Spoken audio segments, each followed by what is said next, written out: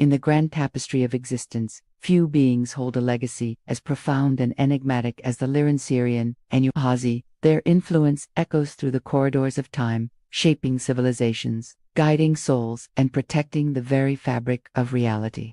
Today we embark on a cosmic journey to explore the secrets of the Lyran-Sirian and Yuhazi, unraveling their origins, powers, and the indelible mark they have left on our world. Join me as we delve into the mysteries surrounding these extraordinary beings and uncover the hidden connections that bind us to them. Prepare to be amazed by their wisdom, awestruck by their abilities, and inspired by their timeless legacy. Let's begin our exploration of the Lyran-Sirian and Yuhazi, the guardians of the cosmic gateway. At the heart of this mystery lies the concept of the cosmic gateway, a celestial portal that serves as a conduit between the physical realm and the higher planes of existence. The Lyran-Sirian and Yuhazi are the ethereal gatekeepers of this gateway, tasked with the sacred duty of protecting its sanctity and ensuring the smooth flow of energy and consciousness. Their role is of paramount importance, for it is through this gateway that souls ascend to higher states of enlightenment and evolution. But who exactly are the Lyran-Sirian and Yuhazi? Their name itself resonates with otherworldly elegance, hinting at their celestial origins and profound wisdom. The term Lyra refers to the ancient constellation of Lyra, which in turn symbolizes knowledge, enlightenment, and the pursuit of truth. Meanwhile, Sirian evokes the majestic Sirius star, known for its brilliance and association with spiritual awakening. And finally, Yuhazi whispers of their feline nature, suggesting agility, grace, and an innate connection to the mysteries of the universe. Emerging from the ethereal realms of the stars, the Lyran-Sirian and Yuhazi are beings of pure light and consciousness. They exist in the non-physical dimensions, where thoughts take form and intentions manifest with ease. These enigmatic beings possess a deep understanding of the laws that govern the cosmos, allowing them to manipulate energy and matter at will. With telepathic abilities that bridge vast distances, they communicate effortlessly across the galaxies, exchanging knowledge and coordinating their efforts to maintain the balance of the universe. The powers of the Lyran-Sirian and Yuhazi are as awe-inspiring as their celestial origins. They possess an innate ability to control and manipulate energy, bending it to their will with precision and finesse. This mastery over energy allows them to heal, to protect, and even to transmute negative vibrations into harmonious frequencies. Moreover, they have a profound understanding of the principles that govern the universe, enabling them to travel effortlessly through space and time. By harnessing the power of their minds, they can shapeshift, teleport, and traverse the cosmos with ease, appearing and disappearing at will. Now let's talk about their feline aspect. It is believed that the Lyran-Sirian and Yuhazi were once human-like beings who lived on the planet Anuha, in the Lyra constellation. Over eons, they interbred with feline creatures, giving rise to a new species, known as the Anu. These magnificent beings inherited the best of both worlds, the intelligence and curiosity of humans and the grace, agility, and intuition of felines. The result was a harmonious blend of physical prowess and mental acuity, making the Yuhazi truly exceptional. It is said that the Yuhazi had a profound connection to the ancient Egyptians, influencing their culture, beliefs, and practices. Many believe that the Egyptians revered the Yuhazi as divine beings, associating them with the goddess Bastet, who represented protection, fertility, and the home. The Yuhazi are also believed to have been involved in the construction of the pyramids, utilizing their advanced knowledge of astronomy and engineering to create these monumental structures. As we continue to explore the legacy of the Lyran-Sirian and Yuhazi, we encounter tales of their profound wisdom and their role as mentors and guides to humanity. According to some, the Yuhazi shared their knowledge with ancient civilizations, teaching them about the mysteries of the universe and the potential of the human spirit. They encouraged their students to seek truth and enlightenment, urging them to unlock the dormant powers within. Through the teachings of the Yuhazi, ancient cultures gained insights into metaphysics, energy work, and the interconnectedness of all things. Let's discuss how the Lyran-Sirian and Yuhazi are connected to the Universal Templar Complex. The Universal Templar Complex, sometimes referred to as the ancient astronaut theory, proposes that extraterrestrial beings have visited Earth in the distant past and have had contact with humans. While this theory remains controversial, there are intriguing similarities between the descriptions of ancient texts and modern accounts of UFO sightings and alien encounters. Some researchers believe that the ancient texts actually recorded encounters with extraterrestrial visitors who came from the Lyran system. These visitors were highly advanced, possessing technology and knowledge far beyond the comprehension of ancient humans. They are said to have arrived in spaceships that were mistaken for chariots or flying machines, leaving behind artifacts and teachings that were later incorporated into ancient myths and legends. The idea of ancient astronauts visiting Earth is supported by several pieces of evidence, including ancient petroglyphs and artifacts that depict strange beings and objects that resemble modern UFOs. Additionally, there are numerous accounts of mysterious structures and sites that defy conventional archaeology and historical records. Proponents of this theory argued that these sites could have been built with the help of advanced alien technology, indicating that extraterrestrials may have played a role in the development of human civilization. One compelling piece of evidence is the discovery of artifacts that appear to be of extraterrestrial origin. These include objects like the Baghdad battery, which resembles a modern battery, and the Lomonosov cup, which has an intricate design that appears to show a spaceship. While the authenticity and interpretation of these artifacts remain debated, they continue to fuel speculation about the possibility of ancient astronaut theory. The Lyran Sirian Enuhazi are said to have assisted Earth's ascension through lightworker gateways. Ascension is a term used to describe the process of raising one's consciousness to higher levels of awareness and understanding. In the context of Earth's ascension, it refers to the collective spiritual evolution of humanity and the planet as a whole. Lightworker gateways are celestial portals or energetic vortexes that serve as conduits for high-frequency light energy. These gateways are believed to be activated during periods of intense solar and lunar activity, such as solar and lunar eclipses. The Lyran Sirian Enuhazi are believed to play a crucial role in these lightworker gateways. As celestial beings of high frequency, they act as conductors of light, channeling its energy into the Earth's atmosphere. Once the light enters the Earth's atmosphere, it is said to trigger a chain reaction, activating dormant DNA strands within individuals who are attuned to it. This activation process can lead to profound spiritual awakenings, enhanced psychic abilities, and a deeper connection to the divine. The purpose of these lightworker activations is to assist humanity in its journey towards enlightenment and unity consciousness. As more and more people awaken to their true potential, the collective frequency of the planet rises, leading to greater harmony, love, and understanding. The Lyran Sirian Enuhazi, with their ability to harness light energy and open gateways, play a pivotal role in facilitating this process of ascension. Through their assistance, Earth and its inhabitants are guided towards a state of higher consciousness and evolution.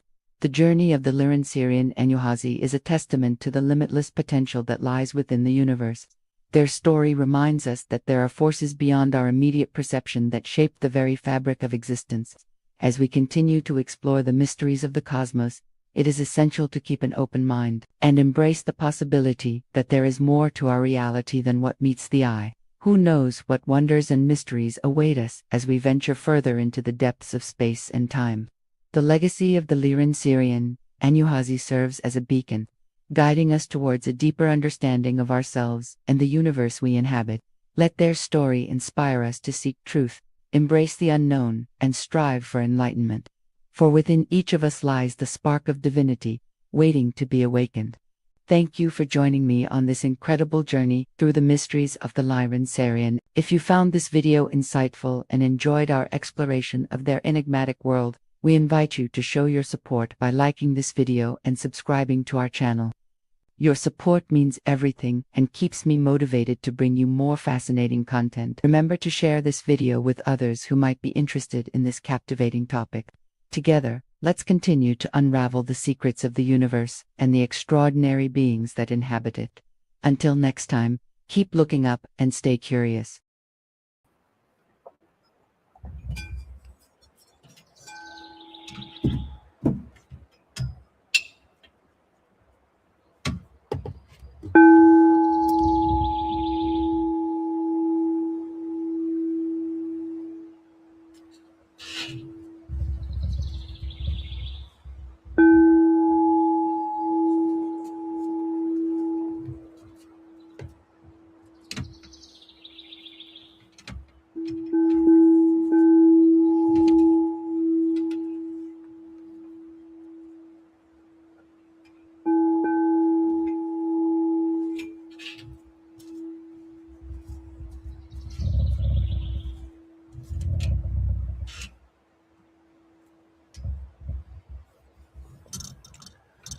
Kuma ya ni kuna ya shina ya si ni kua ya nata ye me kua ya ne ki ma to na ya sani te shuki mi ya na te ya to ya sati mi kua na ki ne ka udo ya na ti so ta ya na kushu ni na mukua na ya na ti si ne kuna ya ne sodo ayana yakina ya sodo yana da ke mo ya da na ya saya no to yana ka.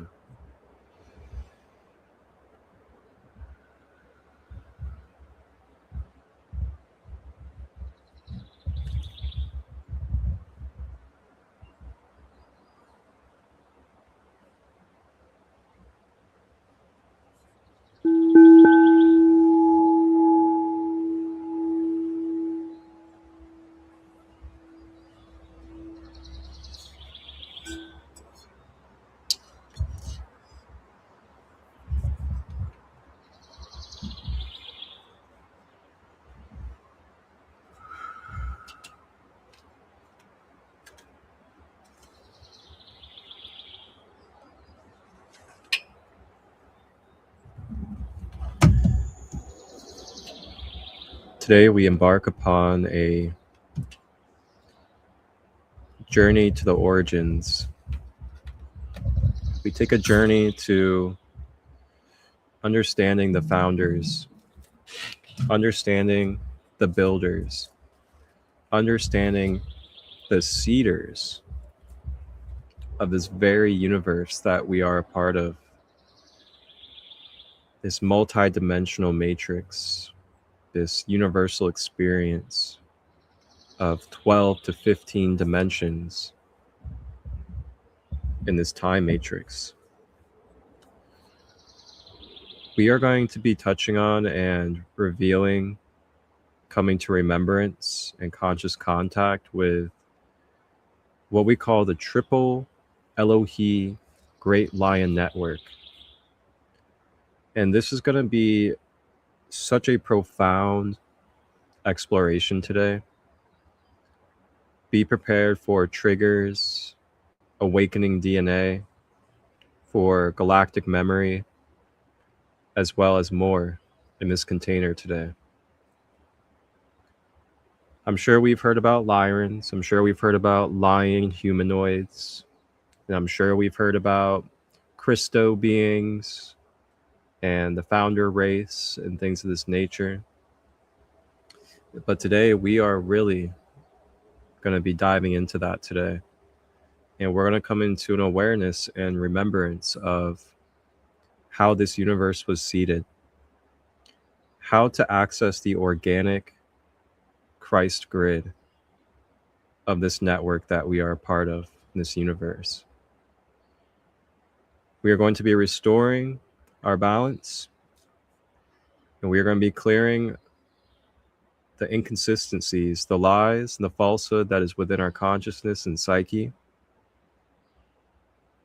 opening our heart to the truth, and coming into grace and unconditional love as we become in the presence and remembrance of our great feline ancestors that go far beyond the 2-strand DNA animal lion of the earth. We're talking about a 48-stranded DNA light being that seeded this dimensional universe that we are occupying and experiencing through. I mean, wow, how profound. I got a beautiful content for us today. We're going to be exploring many different aspects between the Lyran-Syrian connection, the Christo-Sophia grid, and the crystalline grid network of this earth. You're going to be learning about what the Blue Lion Network is, the Gold Lion Network, and the Great White Lion Network is. Along with this is also going to tie into ancient Egyptian history. It's going to tie in with Akhenaten. It's going to tie in with Christ Yeshua and Sophia, Mary Magdalene, as well as Mother Sekhmet, and much more. Get ready for a beautiful deep dive and exploration.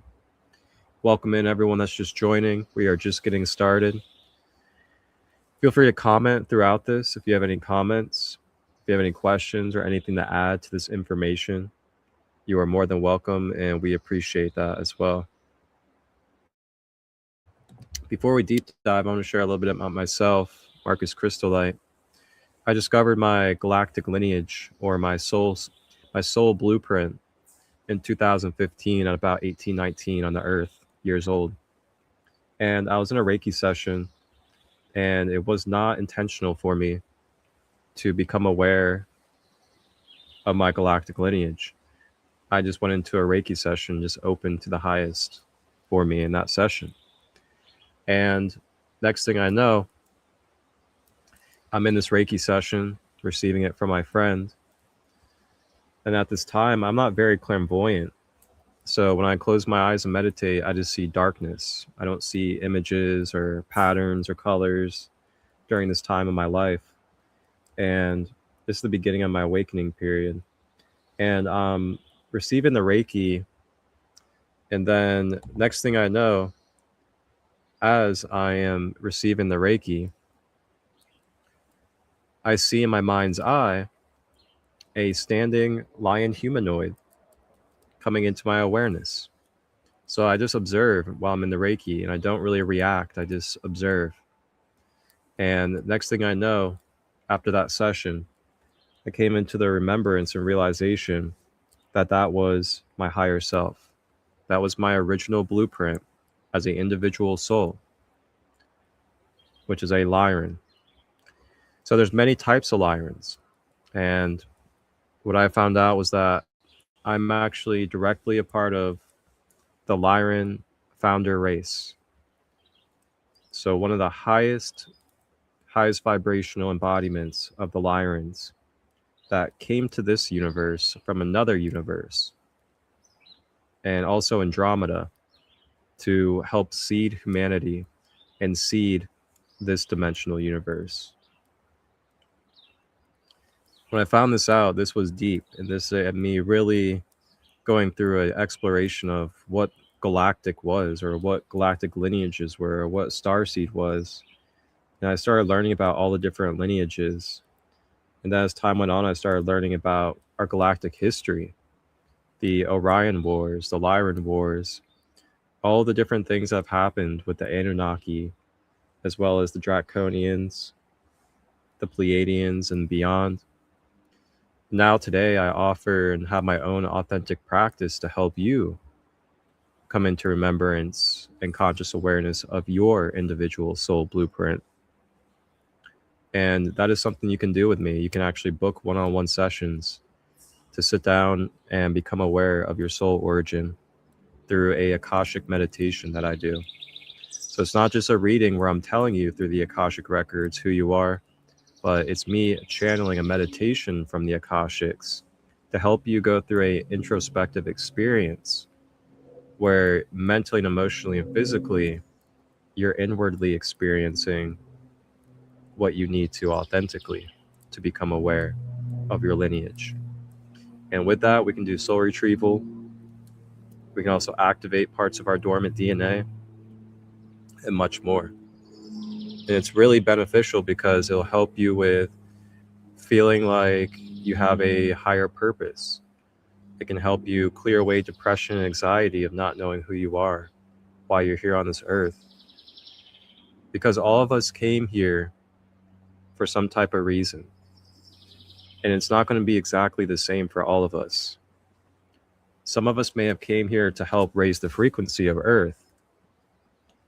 But at the same time, we each also have our own pattern or have our own pathway that led us to this incarnation here now as individuals.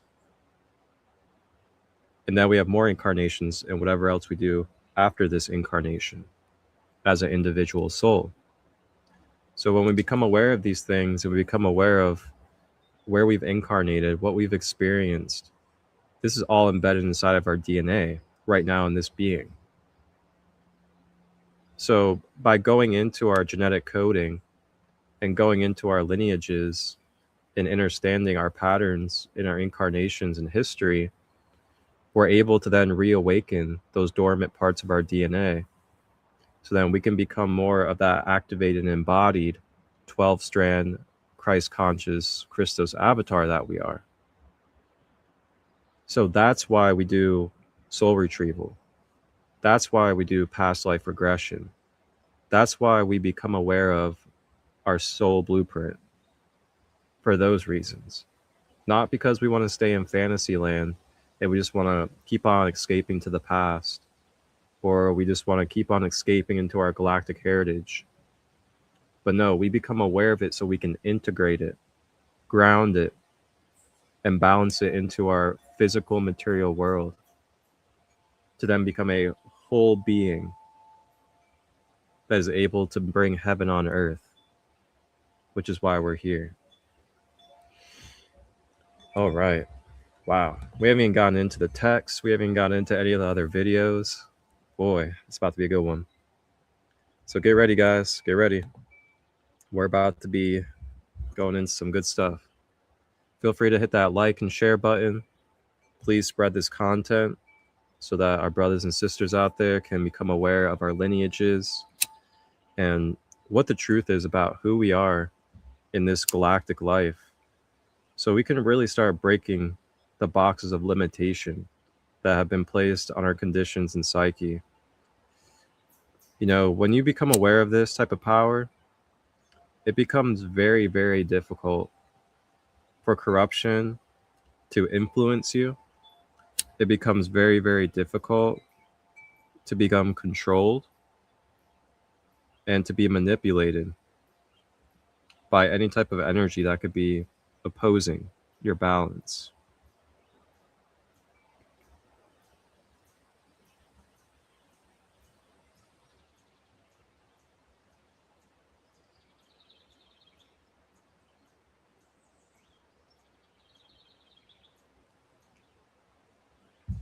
Got a little bit of Palo Santo. Guys just want to spiritually connect to this energy.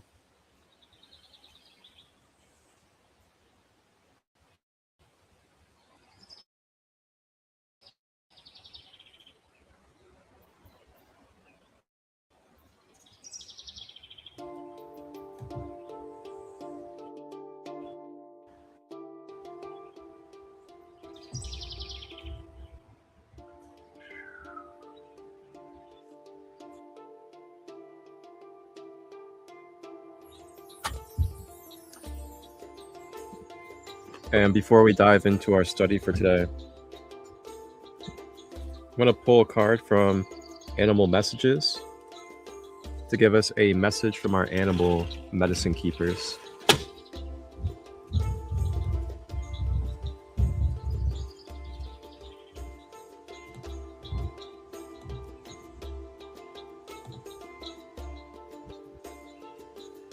You're welcome.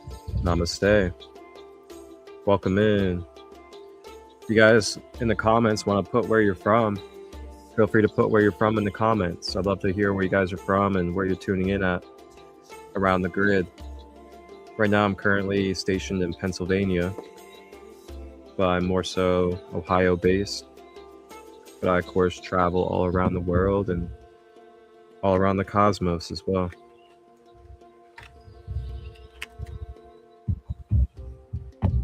See what our animal messengers have for us. Here's the back of the cards.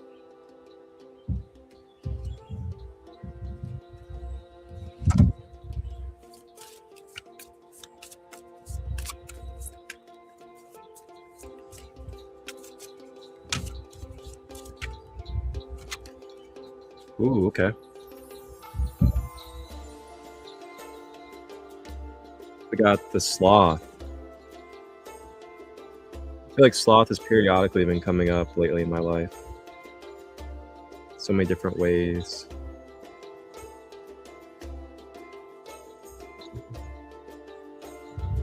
Good old sloth. Such a great imagery too. The sloth says, consider the smallness of your needs and treasure what you possess. Oh, I love that. So first thing I get from that is when it says, consider the smallness of your needs. It's saying like, try not to like just subtly reject yourself in the times where you feel like you need something, or that you need to communicate something, or you need to take a step in some type of way, or if you need to subtly let go of something as well.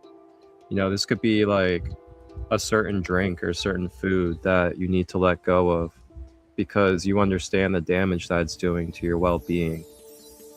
This could also be, you know, consider that, you know, maybe you do need to carve yourself out at least once a week, some more self-care time.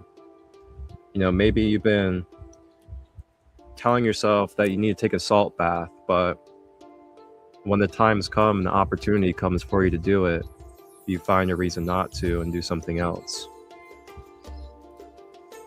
It's also allowing yourself to be equal to others.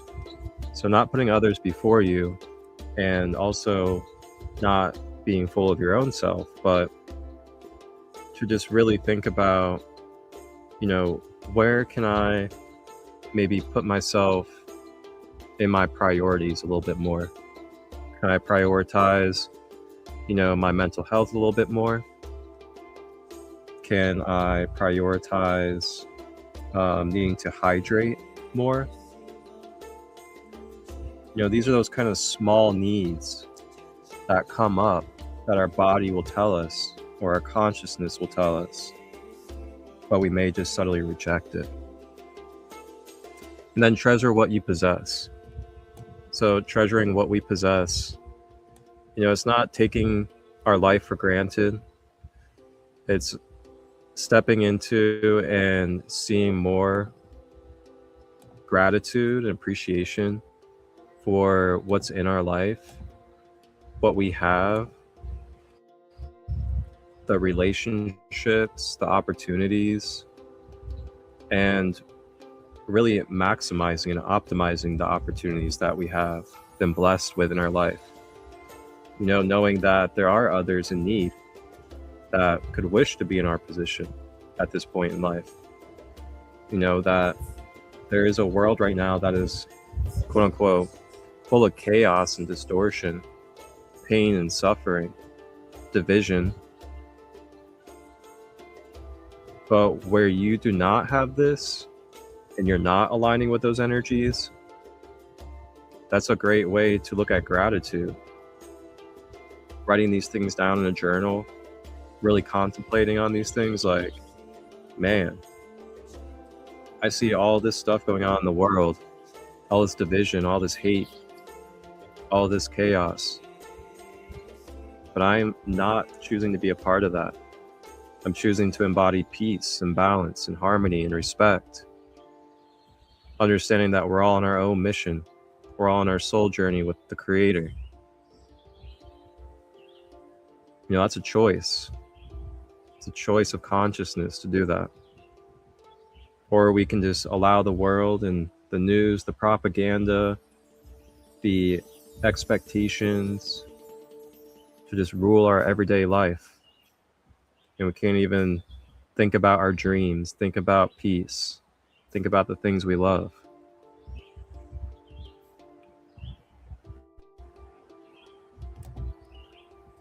Ti amo.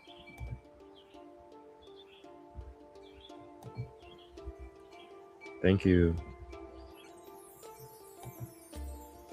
When I think of the smallness of our needs, I also think of how we need less than we think, and to be less materialistic. I love that. That's a great example. And I believe it's Ayana or Yana. Great example. And we do need less than we think in this world. We've been programmed to consume, consume, consume, possess, possess, possess, and hold on to things as if we're not abundant.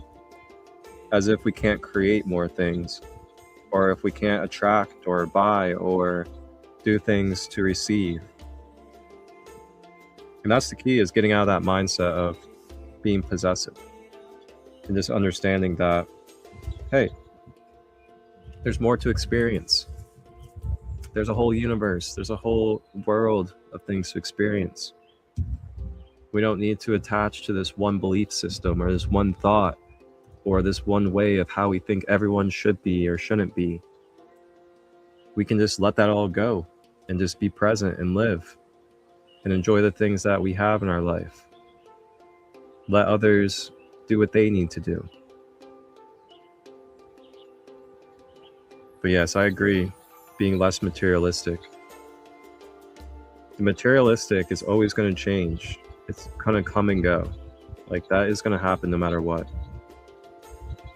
Whether it's, for a year, 5 years, or it's all the way until you leave this body. At some point, your connection dissipates from this material world. All right, so that's our card for today, the sloth. Be present, be conscious, be intentional, be grateful. Do not take for granted what is in your life. And take advantage of your opportunities that Spirit gives you to continue to grow and elevate and move forward in your life. What's our animal messenger for today?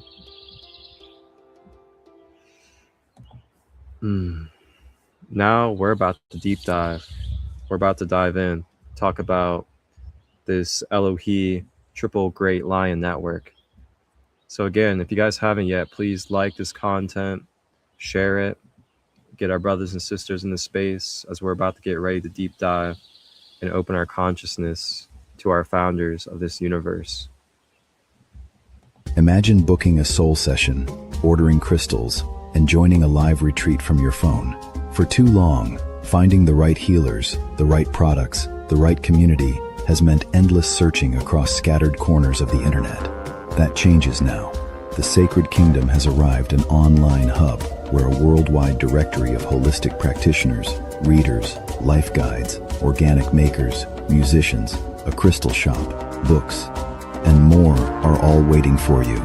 Book one-on-one sessions, order products, and discover Kingdom members serving locally in your area, all from your fingertips, wherever you are, whenever you're ready. Stay connected to upcoming events and retreats, both online and in person.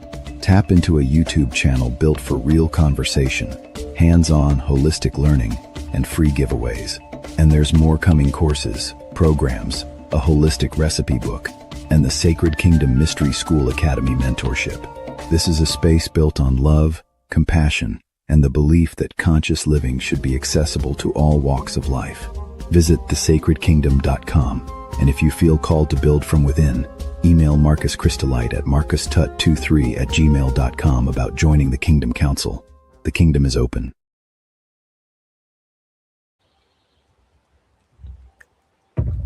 That's right. So if you guys want to be a part of a global community full of conscious light workers, starseeds, psychics, holistic shamanic peoples, then reach out. I am the host of the Sacred Kingdom, and we have many opportunities within this community, whether it's being on podcasts or having your own podcast, joining us at retreats and online workshop spaces, building from within on land, building community spaces for other community to be able to be a part of. We're helping children, working in agriculture. We're also going to be working on a community compound and so many other things. We're doing all the things that we dream of as a community. So if you guys are curious, reach out. We are open to other members as well. And then also too, our website is going to be launching on July 4th. You guys will be able to access all of our different practitioners through their websites and through their different links, all on one page. And you guys will be able to see more clearly and more visually the events we have coming up, as well as the other opportunities like the Mystery School Academy. All right. Let's get ready to deep dive.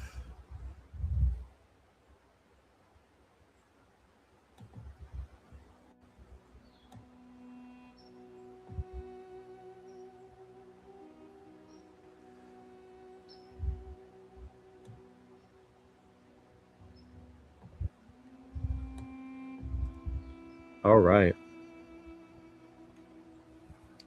The Elohi Triple Great Lion Networks.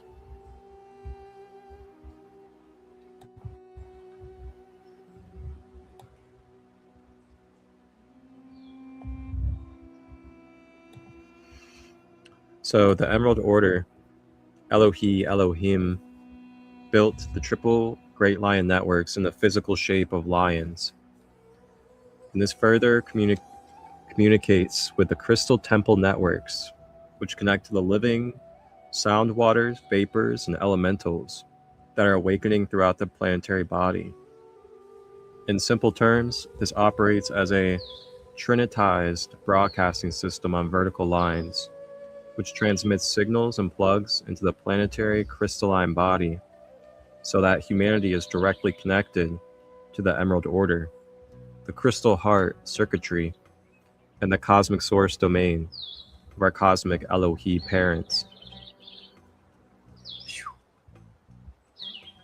Okay, so basically what we're saying is we're tapping into what we would say is the great Big Bang, or the great conception of this universe that we are in. Now, when I say universe, a universe is just one universe of many universes within this whole entire cosmos. So keep in mind that there's many infinite universes out there. And what we're talking about is the universe that we are currently embodied in and incarnated in.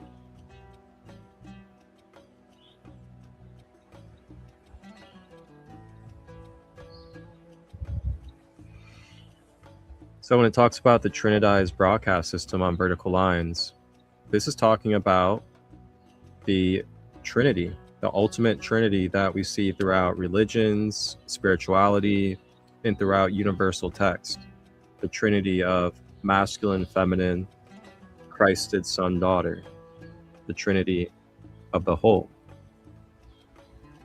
This is where it comes from, and this is how it got brought into this universe that we are a part of here in this embodiment. They, of course, don't tell you this in the dogmatic religions and things of that nature. They just want you to be in a guessing game. So the Emerald Order, Elohi, Elohim, Christos, Anahazi founders built an extremely advanced global grid network, global technology system to interface directly with the planetary grid system, stargates, and crystal temples after the damage occurred from the electric wars. This was designed to support the gradual modulation of running organic base 12 current and the divine blueprint of the diamond sun, platinum crystals in Sophia, diamond heart staff codes throughout the vertical axional lines. These vertical axional lines expand into 3 Elohi Great Lion networks that function as the guardians of the vertical lines, with each network located in one of the 3 harmonic universes surrounding the timelines of the Earth, Haran, and Gaian matrices. The Triple Great Lion networks function as a Christos avatar consciousness, trans-time travel grid in which past, present, and future timelines of the Earth can be viewed, observed, and the artificial intruder grids can be clearly seen and removed. The negative agenda have inserted a tremendous amount of alien hybridization networks generated to interfere with, block, and scramble the natural DNA frequencies and vertical alignments, which connected humanity to the authentic Emerald Order Elohi mother lineages that created the Great Lion Network. The planet Earth in the first harmonic universe is encapsulated within the Great White Lion Grid. The future planet Terra and its pre-fall template is located in the second harmonic universe and is fully encapsulated within the Blue Lion Grid. The future planet Gaian in the third harmonic universe is encapsulated within the Golden Lion Grid. The triple Great Lion networks were designed to stabilize the main 12 vertical axional lines that run the north to south axis of the planetary grid network. The Elohis triple lion grids are a tri-wave unification of all three harmonic universes of Earth, Terra, and Gaia, woven into the main planetary staff, which has been fully reconnected through the planetary, galactic, universal, and into the cosmic source domain of the cosmic sun, Elohi parents. All right, we are starting to dive deep. So I'm gonna go ahead and click on the Great White Lion Grid, then the blue, and then the gold, so you guys can get the understanding of what each three represent. And this is also where we symbolically think of the Great White Lion as something so mystical and magical, because this is what it's related to, this type of frequency. So the Great White Lion, this grid, the APIN network, was created by the Pure Races and Guardian Founders. The Founder Feline Lion Planetary Grid Network was created by the Elohi Elohim Feline and Leo Lion Christos race in their image. Ooh, and that's where the image thing comes in. You were made in our image. You were made in the Christos' image. These founders. The APIN grid networks were designed in the consciousness ray of the founder lineages. The Great White Lion is the mother races of the blue ray and a part of the threefold flame aqua blue ray of Mother Ark. See the four living creatures. The four living creatures are the four creatures that Ezekiel interacted with. And that's a prophecy in itself, is Ezekiel coming into contact with the four living creatures that represent the Mother Ark.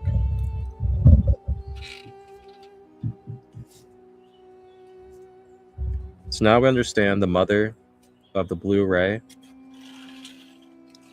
and where it came from as a part of our threefold flame of this 12-dimensional universe. It comes from the Great White Lion Grid. And that is where the aqua ray is held. So now the Sphinx. The lion APIN is in the image of the feline Leoline race. The Sphinx, which originally had a lion's head, was built as a tribute to the Elohim feline races of the Blue Ray founders. The resistant Nibiru Anunnaki defiled and altered it. The heart of the Great White Lion Grid is located at the 12-dimensional energy center in south of France. It stabilizes the 12 primary vertical axional lines. The Golden Eagle Grid is anchored on the Iran Gate in the Middle East. It stabilizes the 12 primary horizontal ley lines. So the Great White Lion Grid does the vertical, and then the Eagle Grid, the Golden Eagle Grid specifically, anchors the horizontal lines at the location of the Iran Gate. And that's why there's so much that goes down in Iran and Iraq, because it's a stargate. So the Great White Line is the guardian of the north and south ley lines. The Golden Eagle Grid is the guardian of the east and west ley lines. The Planetary Grid Network. So defined for advanced HGS session work as guardian of verticals, which is Egypt, the water. Session focuses vertical channel openings, reconnection and activation of higher frequency light bodies, opening and healing heart complex, emotional spiritual bodies, Elohim, feline or blue ray genetic healing, female principle healing, water element emphasized.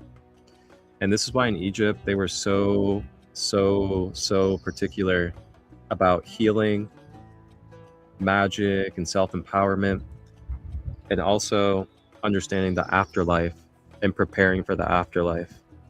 because Egypt is a guardian of the vertical. And that is also why when you look at the pyramids, they point upwards, and they also receive from upwards down, transmitting into the earth. It's a vertical line of energy. So then the vertical lines align with Orion and Sirius. And then the energies from Orion and Sirius vertically drop down into the tops of the pyramids. And then it transmits into the realm of this plane. That's also what the Sphinx is for as well. So now you're seeing the physicality of the metaphysics that we're talking about. And this is why the pyramids are up and down, and they channel energy from Sirius and Orion. And then you have Lion's Gate. Lion's Gate is coming up end of July and throughout August. Lion's Gate is the connection of Lyra with Sirius and Orion and Egyptian pyramids. And this is one of the greatest profound times of manifestation for our world. Look up Lion's Gate if you're not familiar with Lion's Gate. Okay, so that's the Great White Lion Grid. Now let's go into the Blue Lion Grid.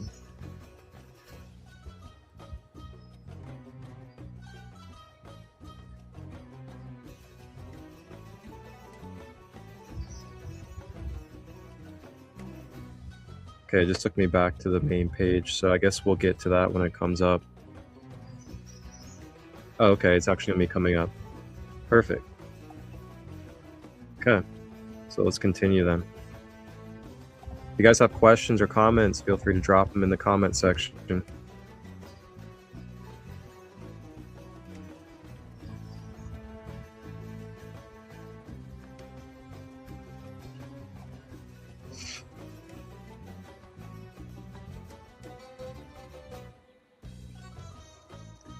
Okay, so continuing. So these are planetary grid networks created with advanced crystalline technologies that are strategically placed in order to protect and support the planetary grid to interface between organic and natural electromagnetic energy currents that make up the axonal meridian ley line network. So we're talking about ley lines in the the grid network. A lot of us talk about or hear about grid work, being a light worker. We talk about vortexes like Sedona, talk about Stonehenge, pyramids, step pyramids, stuff like that. They're all intentionally on specific parts of our ley lines, because the ley lines are what basically are the veins for cosmic flow, cosmic energies, to be able to bring life and vitalization to the earth. And that's where the stargates come in, and these different energy center points, and why it's important that we restore them, that we guard them, that we transmute the darkness and the blockages that have damaged our stargates and grids. That's how we connect with our higher selves on the planet.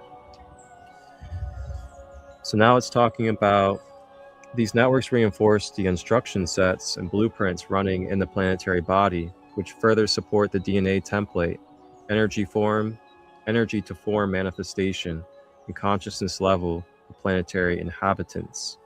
There are several others of these networks that have been created and manipulated by the negative agenda invading races since the Luciferian rebellion, to block communication with the cosmic founders and interfere with planetary ascension by introducing foreign DNA coding for the purpose of alien, non-human to angelic human hybridization and digression. And it's obvious that this is happening. There's no need for me to over-explain this. Look around our world and what has been happening for so long now. We have children, we have women being raped, trafficked, molested, sacrificed, adrenochrome. We live in a world where it's okay for our leaders, our corporations, the people that we're supposed to trust the most, helping our communities, are bold-faced liars. They make it harder for us to live. They poison our air, our water, our food. They promote war over peace. They sit here and divide us by race, by class, by gender. They constantly put us inflation. They put us under a bullshit, bogus banking system. And then they give us the worst possible medical treatment there can be for something that's supposed to be high-end and sustainable. Let's get real. There's obviously corruption. There's evil on this planet. Can't just say we're all one and then everything just disappears. We can't just be like, well, I don't need money in this world. Okay, tell me how you don't need money, but you're supposed to somehow get food. You're supposed to have shelter. You're supposed to be able to travel. You're supposed to be able to help your family. You want to build community. You want to do all these different things, but you can't receive money because you're too spiritual.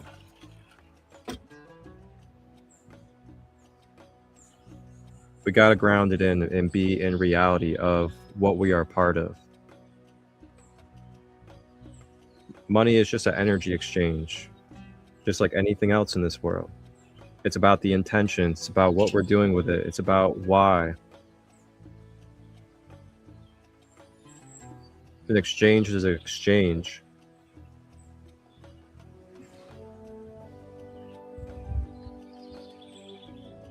So let's continue. And think about it.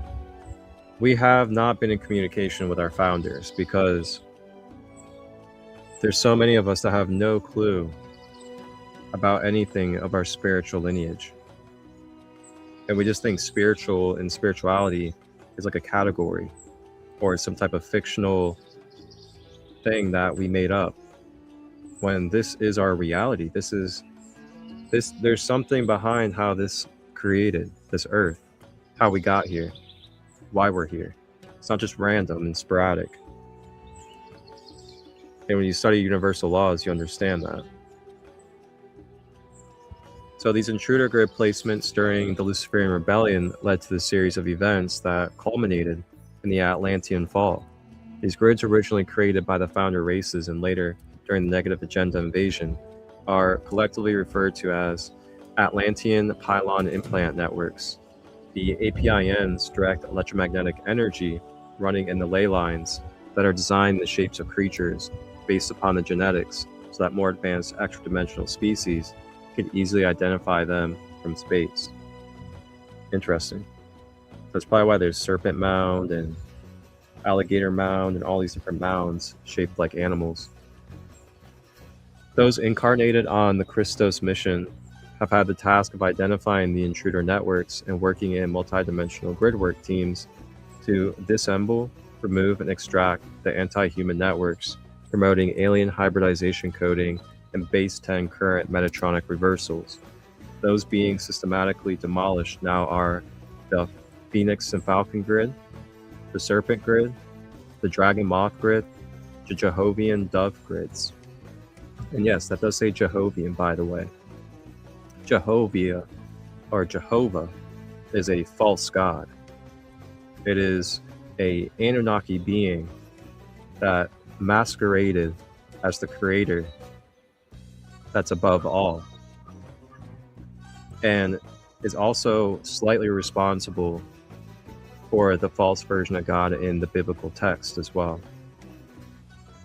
that singleizes God into one male figure in the sky. And that is false. God is the permeating source that cannot really be depicted or described as one being, but all beings at the same time. The NET, the NRG, and the Michael Mary turnstile matrix Much of the extensive mind control frequencies used to control and enslave humanity have sourced from these same intruder grid networks, as well as every social media outlet and propaganda tool that has been deployed to influence and manipulate human beings, to intentionally plummet consciousness into the lowest frequencies of misery and suffering, which provides the collective loosh of human suffering to power these negative agenda APINs and virtual realities. So that tells you exactly why social media is the way it is today. This is why there is brainless scrolling. This is why there is immature use of sexuality all over social media. This is why there's propaganda for violence. This is why there's propaganda for poisons and normalizing poisonous food. It's right here. We're explaining the backstory, the backdrop on why it's so corrupt in this world. It's on purpose. Nevertheless, the Christos mission has recently had some major achievements in the corrections and rehabilitation of the Elohi Triple Lion Network, Ricochet Pillars, and the 11th Avion Gateway. This has been instrumental in opening dormant interdimensional portal systems through the Hara Christa vertical lines that allowed our cosmic Elohi parents to begin their descent into the Earth reality fields. So some of us are representing the embodiments of our cosmic Elohi. So now we're going to get into the blue and the gold lion grid. We talked about the white. So the direct descendants of Akhenaten and Yeshua's genetic lineage. Now this is where it gets really fun and cool, especially for those that really like Yeshua, Mary Magdalene, the Rose lineage, and for those that really like the pharaohs and the highest potential and consciousness of Egypt when they had Akhenaten and then his son Tutankhamun, which I was actually directly incarnated as. And I had it clarified through 2 different mediums 10 years ago. So through learning that, I learned that I'm actually a part of this lineage that we're talking about here. I came here on this earth in this vessel to remember that I'm a part of this lineage to help this earth with this mission that we are reading about right here. And this isn't just about me, this is about a lot of us. A lot of us are a part of this lineage. A lot of us are part of this lineage, or we're part of another lineage that works with this lineage and helping rehabilitate and bring an evolution to this planet. And when you just own it and you kind of step out of the fantasy, the idolization and the pedestalness of Yeshua or Akhenaten, then you can come back to that reality that we're all equals.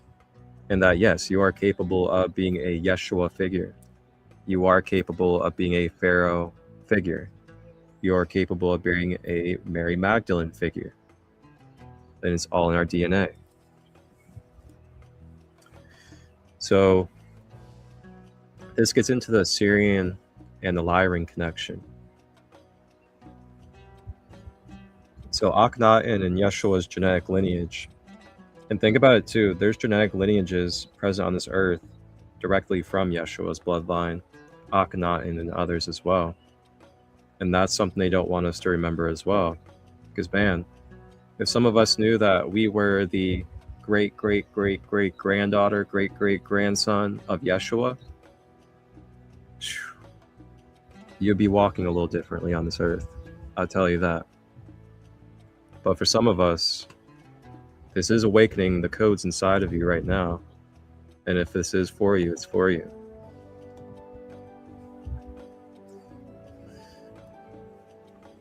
And one other thing I wanted to share too was, it was interesting that in 2015, when I meditated on Yeshua or Jesus to know who he truly was, the messages I got from within myself, from Source, basically told me this, that he's part of the Lyran Syrian Council. And then I also learned that I was a part of the same council. And then when I learned about Akhenaten and how they're both connected to this mission with the Azurite and the Anuhazi, it just all made sense for me, especially now today. And keep in mind, you'll get bits and pieces over the years of your life And you never know when, but 3 years from now, 5 years from now, you could literally have the pieces that you received years ago become relevant now, years later, because of the new information that you come across. So just have patience on your journey, and just know that you'll continue to awaken and become aware and remember as you need to. And welcome my IG family, Healing Magician. Good to see you, brother. Starlight. All right, let's continue. So Akhenaten and Yeshua's genetic lineage from the Tarian histories have been instrumental in the rehabilitation and reconnaissance of grid work involved in the restoration of the Blue Lion and Gold Lion grid. From instruction sets that were left for Elohi, Maharaji, Syrian, B. Azarite lineages at Amarana. Guardian Akhenaten and Guardian Yeshua and their descendants had the Taran code imprints of the Maharahi Blue Flame Melchizedeks to help recover and repair the 5D and 8D rod and staff architecture by working on Christo's mission, pre-fall templates in Sirius B. That would be carried onto the adjunct time vectors in the inner world domain and merged with Earth's organic timelines. This was another meaning behind the Code of the Blue Nile that originated on Terra, and the ongoing ascension process, which is the ascension mission upgrade to Plan B that returns humanity into the inner world domains. This is achieved by making the angelic human light body an inner access Stargate system that aligns with pre-fall crystalline templates of Ascension Aura, Aurora Earth. So basically what we've been doing is we're trying to rehabilitate our light body system so that we can basically climb the ladder of our own consciousness again as individual embodiments and be able to make that ascension journey and process through our consciousness. But with everything that's gone on with the Stargates and the grid and the attack on humanity, it's made it very, very difficult because so many different parts have been damaged to be able to access our full light body and 12-strand DNA. And that's why humanity has just been full of so much ignorance, corruption, war, and division. So the bloodline continuation of the Code of Blue Nile, Code of White Nile on Earth are sourced from the cosmic Elohi coding that was designed to reconnect the Blue Lion network through female staff codes that are operating within the Tri Matrix, Cosmic Elohi, White, Blue, Gold, Leonine founder frequencies. These are the Anuhazi, the Muah, the Blue Flame Keepers, the Solar Female Maharahi Melchizedeks, Mother of Dragons, and the Eloqui. Directly related to the Daughters of Christ or Sophionic bloodlines that incarnate on Earth from the Tri-Matrix of Crystal Star. These groups will appear to have silver, gold wrist cuffs with Elohi Emerald or Amethyst Founder Rod and Staff insignia for activating shields or signets inside their light body. They may be keepers of the crystals themselves, anchoring the Dragon Chakra into Guardian portal systems. And these Christos light body artifacts are either present or not. There is no faking the inner Stargate tools. This opening of Stargate portals cannot be accomplished with clone body parts or fake signet shield devices. Although the intruders try to do this often, and it is the main reason we are in a spiritual war over angelic human genetics, the Rod and Staff activation codes have corresponding organic Diamond Sun spiritual body attachments. We'll actually be having a whole episode on Thursday about the Diamond Sun DNA, which are seen through etheric viewings of an individual embodiment as an avatar Christos and above. The Rod and Staff merge occurs during the completion of each harmonic universe level embodiment and hold the coding potentials for activating all of the developing stages of Diamond Sun body, which influences the potential of inner sacred hierogamic union, which is essential to gain access to inner higher Stargate passage. For our brothers and sisters that are not awake during the ascension cycle, we are assured by the guardian host that there is nothing for us to worry about in this regard. Many contingency plans are in place to ensure all humans will eventually be escorted and returned to their rightful place in organic spiritual home. The eternal light, in pursuit of truth, will reveal the loving benevolence that is our cosmic parents. I hear a woodpecker. How cool. Well, woodpecker, Lyra, avian medicine with us. Let's see what the woodpecker means actually while we're all here. Woodpecker, spirit meaning. Let's see what we got. What's the woodpecker telling us from Lyra today? The woodpecker is full of creativity and innovation, so it encourages you to be innovative and rekindle your passion for finding the truth. Communication and self-expression signifies the importance of expressing oneself and tapping into inner resources. Protection and kindness protect those who are vulnerable. Opportunities and progress. It reminds you to seize new opportunities that come your way. How relevant. We just had the sloth card and it was talking about not being possessive, but also being grateful and optimizing your opportunities. And then this Lyran energy, this founder energy, is all about protecting and bringing truth and helping the vulnerable. And then wisdom and determination. It embodies wisdom, determination, and perseverance in life's journey. The woodpecker is a powerful spirit animal guiding you towards personal growth and self-discovery. Wow. Thank you, woodpecker, for your medicine. All right. Let's go ahead and finish this section. Then we'll watch a video about Amarna, so we can get a real deep understanding of what Amarna is and this portal system that is connected to Akhenaten. So the Amarna portal system was connected to the landmass of Ireland, where beloved guardian Akhenaten left Elohi founder records of his hidden assignment of hierogamic union, templating with the ruby sun and covert embodiment levels he achieved in service to the Christos mission. There's a tremendous amount of information warfare surrounding Akhenaten's Luciferian clones used to prop up several secret societies, meaning only direct bloodline descendants and genuine contactees would recognize what is true and what is false. And as being a direct lineage of Akhenaten, I can definitely tell you that there is a lot of false light beings and there is a lot of cloned versions of our Law of One members, our organic guardians. Same with the Ascended Masters as well.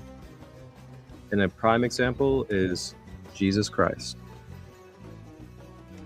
The more modern version of who you know as Jesus Christ, which is literally openly and publicly known to be depicted based off of one of the Pope's sons, Caesar Borgia, is where the modern Jesus image and energy field comes from. And the Pope at the Vatican, if we know about the Vatican's history, distorting history and giving us false timelines and false worship, they then took the original manuscripts and the originality of who Yeshua or Jesus was and gave us a false version to start worshiping, so they can then extract Lush or extract our vital energy from us, because we are giving it away and worshiping a third party to connect to the source. When we are the source embodied, the source is inside of you. The source is what's giving you life. You cannot exist without the source. When will we understand this? Jesus never said, worship me, and that is the only way you can access spirit. He says, you are the temple of the living spirit. He says, you are me. You can do what I can do, if not more. The Book of Thomas, which they removed from the canon Bible. Lift up the log, you will see me here. Break this rock in half, and you will see me there. It's all right there, guys. So, part of the intentional warfare on information is also making us believe that Egypt is just corrupt as a whole, because of the period where the Romans came in and corrupted Egypt and enslaved the Egyptians. That's the period of time that they like to put into movies. That's the period of time that they like to talk about Egypt as, is the time when the negative forces already infiltrated Egypt, got rid of Akhenaten and Unkhahamen, and then brought in the new dynasty of corruption, and they enslaved the Egyptians, and then tried telling us that, oh, it was the original pharaohs, it was the Egyptians enslaving their own self, their own people, when that's not how Egyptians, Kemetic people, embodied life. That came after the corruption of the Roman and Vatican coming in to take over Egypt. And then a figure known as Moses, which actually is an Egyptian, Thutmose, came into the world to help restore balance in Egypt because of what the Roman Vatican did and took over Egypt into corruption. And that's why they needed to escape Egypt. It wasn't because the Egyptians were enslaving the Egyptians. It was because the Romans and the Vatican came in and took over Egypt and corrupted it. And that's why figures like Moses or Thutmose came into existence in reality to help free beings from Egypt. That's the misinformation there. They don't want you to know about Akhenaten and Tutankhamun and how they're connected to Yeshua and the Christos mission. So, meaning only direct bloodline descendants and genuine contactees would recognize that this is true or false. So, although the controller sought to destroy every last remnant of the existence of Akhenaten's temple, modeled after the great white lion temples dedicated to the cosmic mother Elohi and Lyra. Oh, that was an eagle.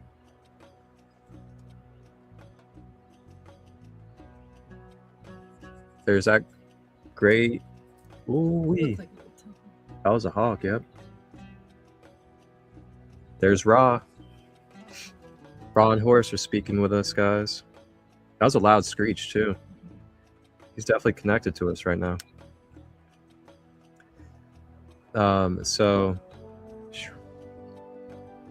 although the destroyer sought to destroy every last remnants of his temple, modeled after the great white lion temples dedicated to the cosmic mother Elohi and Lyra, Armana was designed as a multi-dimensional portal system that spans the entirety of the Albion light body grid network system.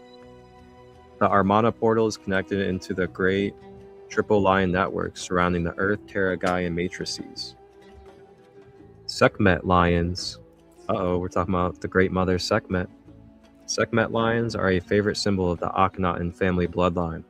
And so blue lions from the Tarian blue lion grid and white lions from the Great White Lion grid often show their support for those connecting to the vertical staff lines in the pre-fallen Terran crystalline matrices. So how many of us are used to connecting to the Great Mother Sekhmet? Mother Sekhmet from the Egyptian pantheon is a existing being from a higher dimensional form, a representative of Ra. We're actually going to dive into Sekhmet a little bit as well.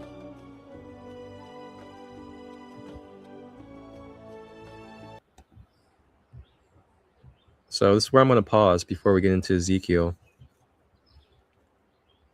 And we have some information about the Armana letters, and they were decoded and they have the messages from the Armana letters that were left in Armana by Akhenaten.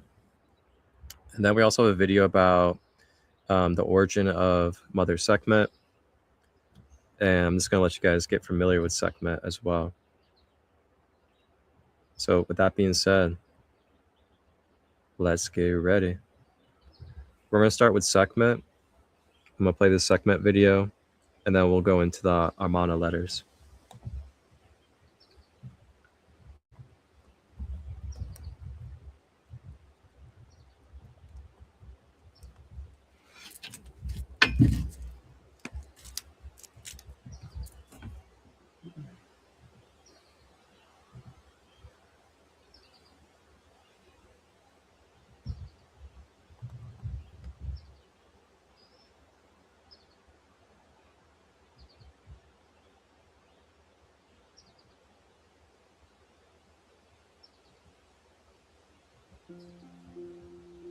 It's been a while since we last visited Egypt and covered any of its mythology, so today we'll be taking a look at a goddess that I have previously mentioned in my video on Bastet, a goddess that is commonly associated with war, destruction and retribution, but on the other hand was also seen as a goddess of healing, medicine and the sun. If you haven't already guessed, I am indeed referring to Sekhmet, the lioness and warrior goddess of Egyptian myth. The very name Sekhmet was believed to have derived from the Egyptian word Sechem, meaning power, to be strong and to be mighty, and like many of the fiercest goddesses that appear in the Egyptian pantheon, she was part of a collection known as the Eye of Ra. This included Hathor, Bastet, Wadjet, Mut, and of course Sekhmet herself. Now I have previously discussed how Sekhmet and Bastet were often considered to be the same deity, with them both having the head of a lioness, being the daughter of Ra, and marrying the god of craftsmanship and architecture Ptah. It was fairly common for the god of fragrance and beauty, Nefertum, to be attributed as either the son of Bastet or Sekhmet. Despite the numerous similarities between the two goddesses, there were still several ways that one could distinguish between them. Statues of Bastet would often be green, whereas those of Sekhmet would be red, and she would often be seen wearing a solar disc to represent her association with the sun. Now in time, Bastet's appearance would change to more of a domestic house cat, and she would be known for the protection of family and the home. Sekhmet, however, retained her fierce lioness appearance, and she was seen as far more unpredictable and destructive than Bastet. Now as time continued to pass, the connection between the two began to fade, and instead Bastet and Sekhmet were seen as examples of Egyptian duality. The region known as Upper Egypt became associated with Sekhmet. The worship of Bastet would now take place in the lower portion of the Egyptian kingdom. These two regions were separated by the river Nile, and the two goddesses were now connected by geographical location, rather than mythological stories. There are quite a few variations of how Sekhmet came to exist. Some believe that Hathor was sent to Earth by Ra. However, when she arrived, she became Sekhmet when she saw the humans had been ignoring the principles of Mahat. Sekhmet on her father's behalf would then take vengeance upon man. In her rage-filled trance, she became so violent that she slaughtered humans endlessly, drinking the blood of all of those that were slain.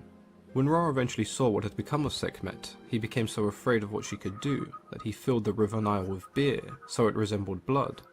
Mistaking the beer-filled Nile for blood, Sekhmet became so intoxicated that she could no longer continue her killing spree and fell into a deep slumber, eventually returning to her father peacefully. The ancient Egyptians then held festivals to pacify Sekhmet and to celebrate the end of the battle. These annual festivals were held at the very beginning of the year, and the ancient Egyptians would drink great deals of wine until they became extremely drunk. They would also dance and play music to soothe the wildness that Sekhmet represented. Over the years, Sekhmet became associated with several things. She was seen as a goddess of healing, but then again she was also known as Lady Pestilence, bringing disease and plague to all those who wronged her. The priests of Sekhmet were seen as extremely skilled doctors, and this somewhat resulted in varying depictions, the Lady of Life, but also the Lady of Terror. She was also mentioned in several of the spells that feature in the Book of the Dead, in terms of both creation and destruction.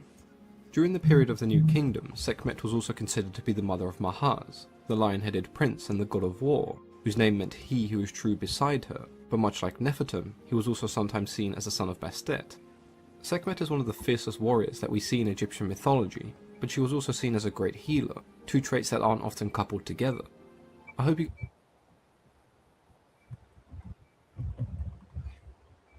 War, magic, but also healing, and is a direct connection to the pharaoh.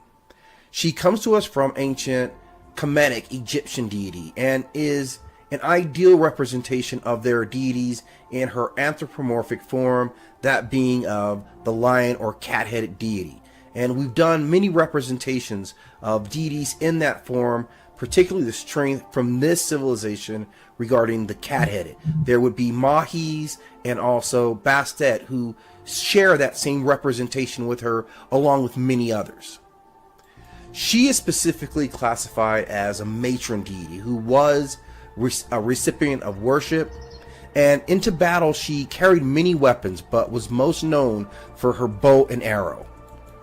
Her sacred symbol is the urus, the emblem of the raised cobra in a striking position. Her sacred color is red, and her sacred stone is the blood diamond. She is among the most powerful of the deities from the Kemetic pantheon, those of the Enid. And she takes on a role as the Eye of Ra. And although many goddesses would hold that role of a protector and gain through him the power of the solar deity, Sekhmet is in many ways very different in how she uses that power.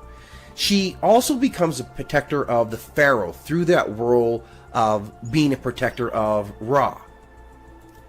She accompanies the pharaoh into battle, and it is said that she would spread fear and alarm amongst his enemies.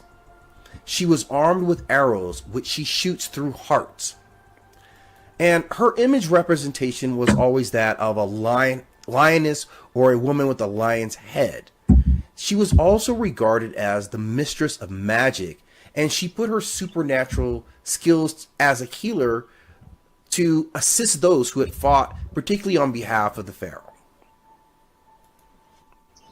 She is also the counter identity for the goddess Hathor, and many of the stories about Sekhmet start with her as she attacks mankind for offenses against the divinity, particularly against Ra, that humans had become divisive against his rule, and some sought to remove him.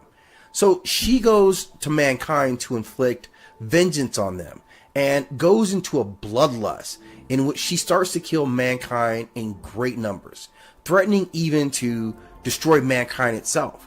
Not even Ra could rein in her wrath, and it was not until she was given beer dyed red that got her drunk enough to satiate her bloodlust.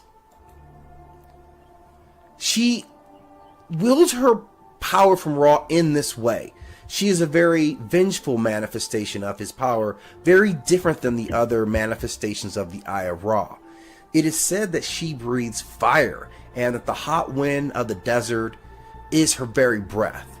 She is also linked to the spread of plagues.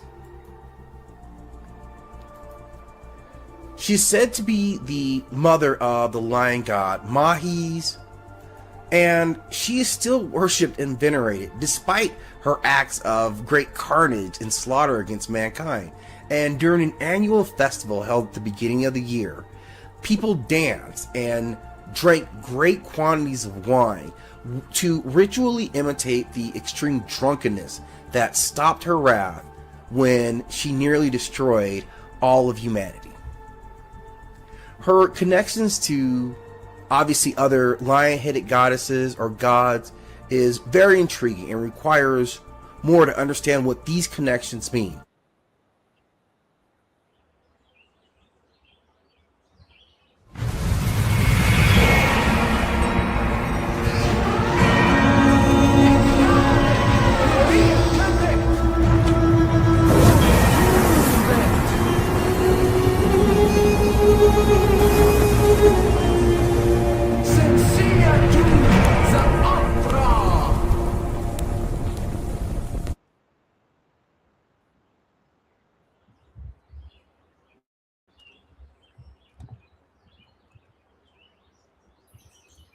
Wow. I've always loved connecting with Sekhmet. Sekhmet's been one of my main guides in my life, and profoundly has interacted with me.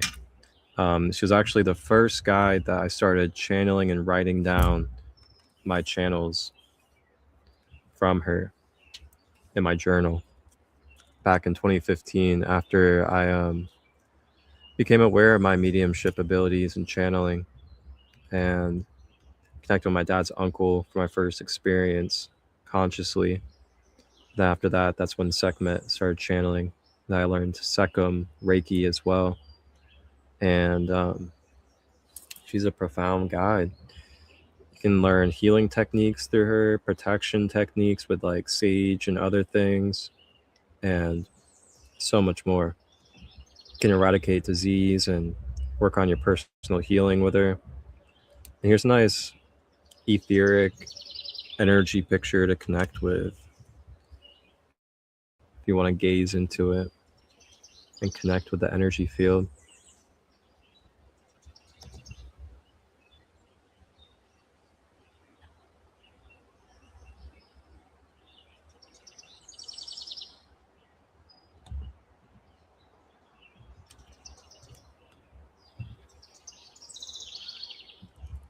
All right, so now we're going to learn more in depth about Amarna and the letters of Amarna that have been decoded.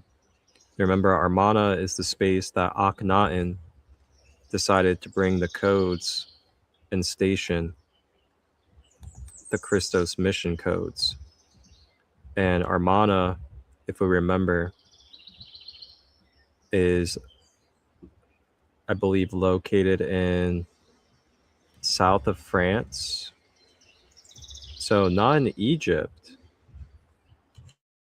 So it's pretty interesting because when you hear about Akhenaten and the Pharaoh bloodline, you don't hear about anywhere but Egypt.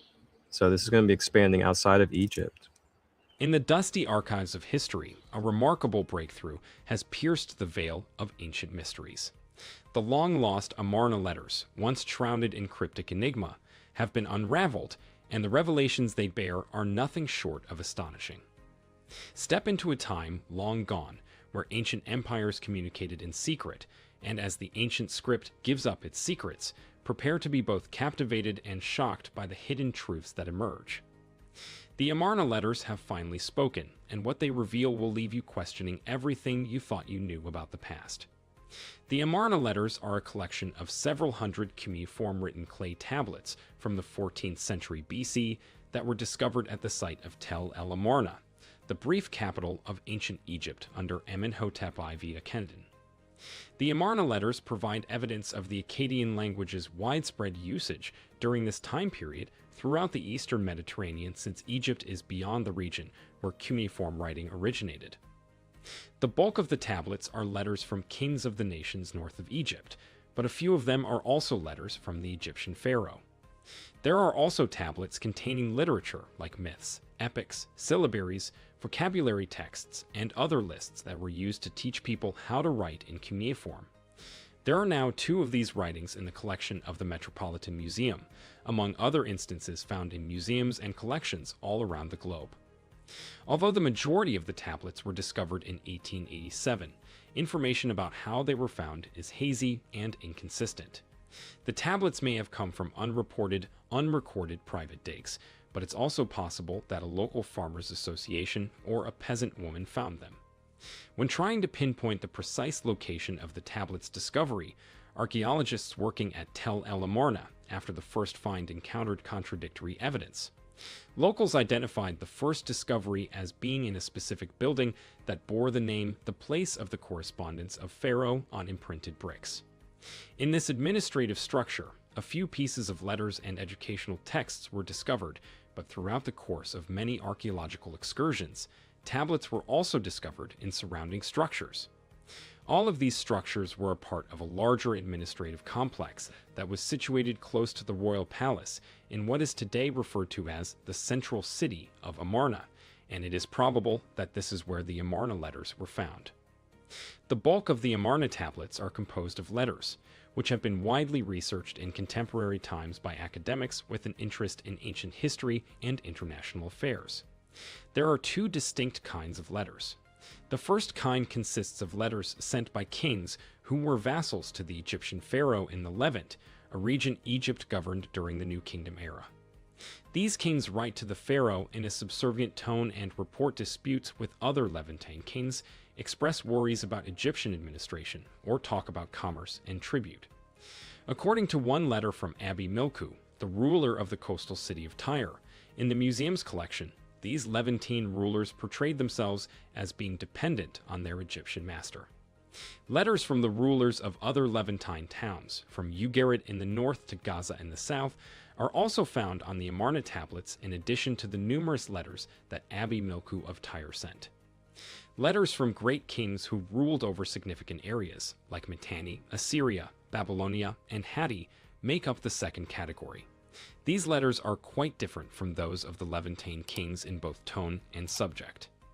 These kings speak in terms of equality, calling the Egyptian king a brother, and they discuss the exchange of gifts, including raw materials like gold from Egypt and lapis lazuli from contemporary Afghanistan, as well as exquisitely crafted luxury items ranging in size from small jewelry items to chariots, as well as more direct exchanges like royal marriages. The second letter in the museum's collection strangely claims to be the first communication between the king of Assyria and the king of Egypt. Yet the majority of the so-called great rulers of the Amarna letters could trace contact with Egypt back to their ancestors. Ashur-uballit, I beg permission for his envoy to visit the king and his realm, while mentioning that his message is accompanied by presents of a chariot, 2 horses, and a magnificent lapis lazuli stone that have been intricately crafted. Aben-Milku and Ashur-uballit, like earlier kings who wrote to the king of Egypt, aimed to accomplish distinct objectives. One practical, the promise of safety and protection, and the other ideological and status-oriented. These worries, however, were only voiced after a formulaic and occasionally ornate address that might have included the king of Egypt's titles, a reference to the sender's subject status in only vassal letters, and greetings for the king and his family in particular in letters from great kings. Probably as part of their training, scribes were taught these phrases. The Amarna letters were read aloud in the royal court, and as such, they should also be studied as ceremonial objects. Although the Amarna letters have been primarily studied as historical documents attesting to social and political developments in the ancient Near East, the letter's instructions to speak at the beginning of each letter imply that this was the case. Since Egyptian hieroglyphic writing was more picture-like, and letters were often painted onto papyrus with ink in a cursive script, clay tablets engraved in an abstract, wedge-shaped script would have been instantly identifiable as alien missives. With bigger tablet sizes, strong handwriting, and well-organized margins or sectioned-off areas, some of the clay letters seem to have been designed to be aesthetically stunning. Many of the tablets' meticulous craftsmanship may be a clue that they were made with viewing in mind. It's also conceivable that certain clay hues, tablet forms, and phrasal patterns served as markers for distinct locales or authorities. The reading of a letter was likely an important part of courtly rituals related to diplomacy and gave the Egyptian king a chance to show off his power through contacts with the outside world. Messengers would likely arrive in court dressed and speaking in a foreign language, along with lavish gifts or tributes. The Amarna letters were eventually found in contemporary times thanks in part to their ancient safekeeping in the Royal Records Office. There were some letters discovered at Amarna that dated to Amenhotep Ulani's time, indicating that they were transferred there from an earlier repository. Practically speaking, the information the text recorded, recent pledges, requests, presents, and tributes that may have needed to be reviewed or validated in the future may be used to explain why some 350 letters were kept in storage. But the inscriptions may also have acted as physical reminders of communication with brothers and servants the Egyptian monarch would never have met, establishing significant political ties across great distances. There are 382 tablets that we are aware of, but they were not all discovered at the same time, so separate teams of archaeologists and academic institutions have uncovered different parts of them. Consequently, tablets are now widely used around the globe. Museums like the Vorderasiatisches Museum in Berlin, the British Museum in London, the Louvre in Paris, and the Egyptian Museum in Cairo all have examples of these on display. William Moran produced the first English translation of the 350 letters in 1992 CE. Since only the cuneiform version of the letter was accessible prior to the publication of his book, the Amarna letters, scholars from all over the globe may now readily examine the correspondence. A new version of the letters, edited by William M. Schneidwind and Zipporah Kaukavi Rainey, and published by Anson F. Rainey in 2014 CE, the El Amarna correspondence contains cuneiform transcriptions, translations, and notes on the letters. Hopefully, we will see you in the next video.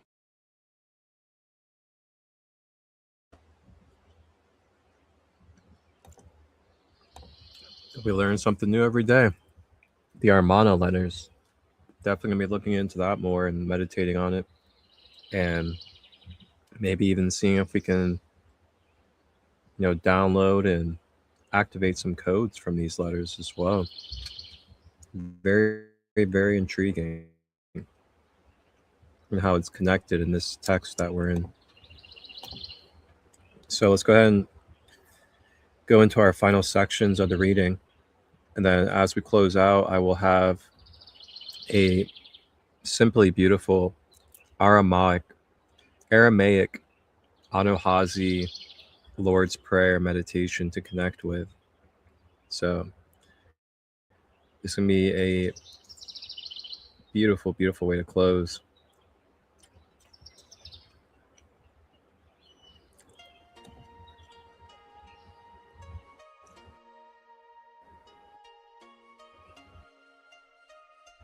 Let's finish up our reading. So liberation of Ezekiel. So now we're talking about Ezekiel. Yes, this is the biblical Ezekiel, but this is going beyond the biblical text. This is the non-canon version, the version that has been manipulated and distorted.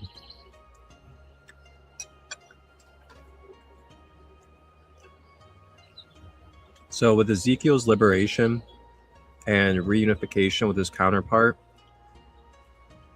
his massive 8D, 8-dimensional golden sun consciousness body, comprising the solar rod template, was reconnected back into the Gaian core, which generated the final sequences of monadic staff layer corrections in Orion constellation.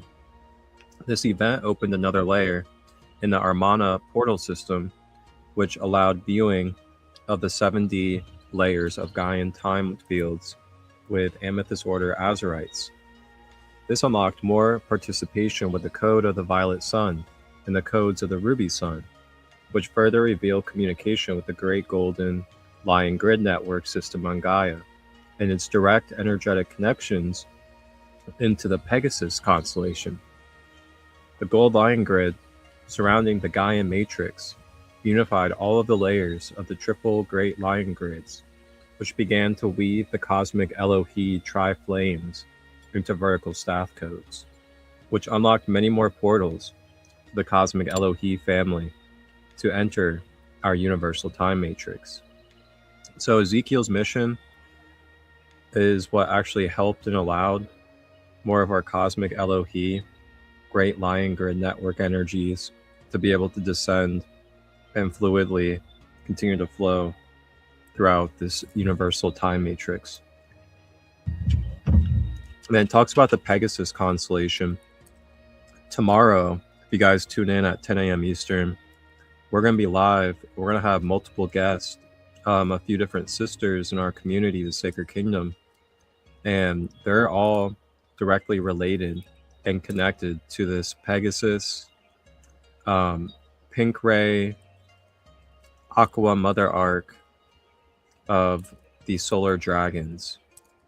And we're going to be deep diving into the Mer lineage and the Mer beings of the Pink Flame and the Violet Code.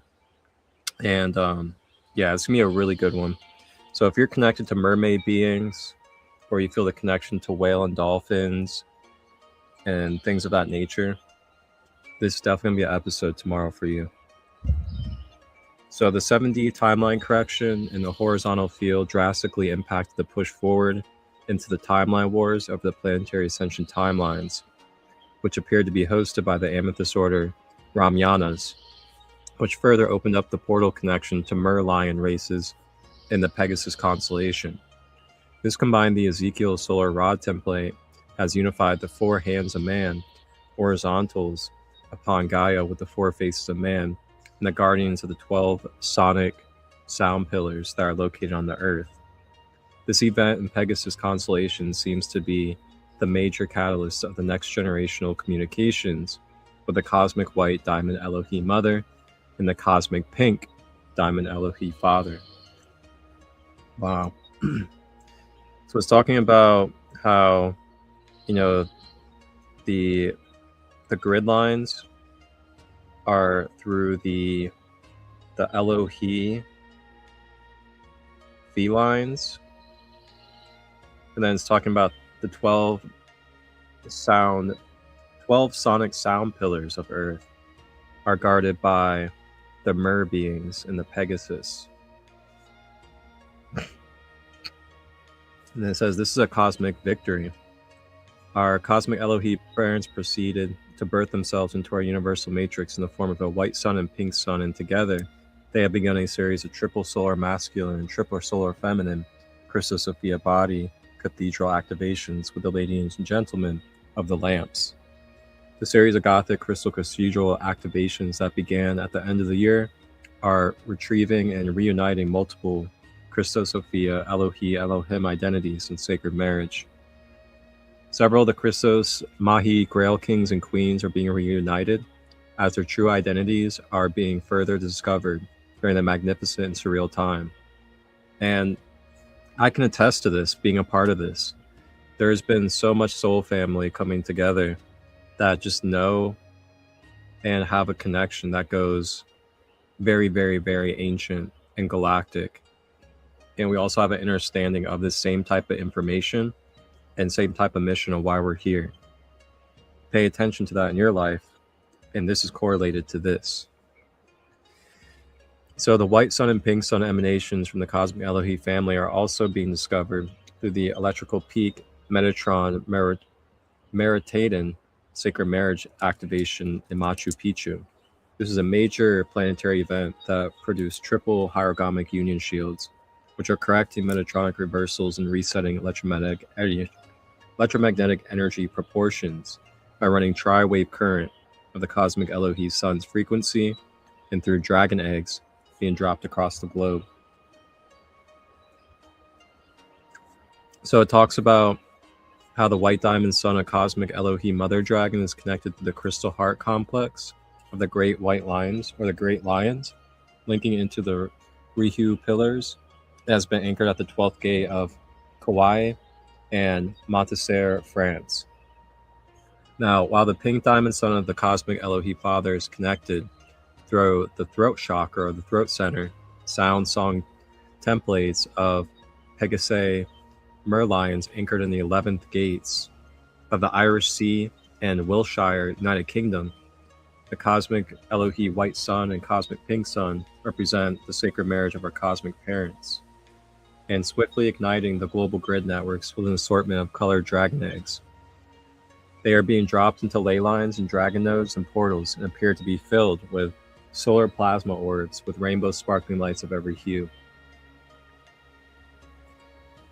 Then it talks about the Sophionic lineage. It talks about the gradual embodiment as King Arthur to protect the cosmic mother dragon Sophionic Rose Grail. And then it talks about the 11th staff counterpart of King Arthur,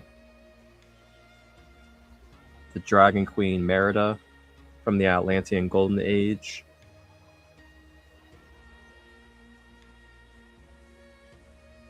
which is connected to Brigid and Guevara. And then it talks about the Emerald Dragon Timekeepers. And talks about how they are initiates, the failsafe for copper, rose, blood of Christos lineages. That's probably why a lot of us are attracted to rose and copper, because we're connected to this lineage.